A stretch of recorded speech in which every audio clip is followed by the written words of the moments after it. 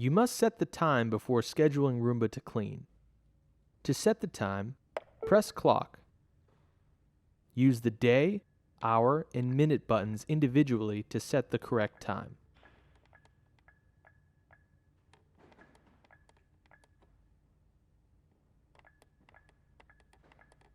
Press OK. Roomba will beep to indicate the time and date has been set. Roomba's clock can be viewed in either the 12-hour format or the 24-hour format. To toggle between the two views, press and hold clock for 5 seconds.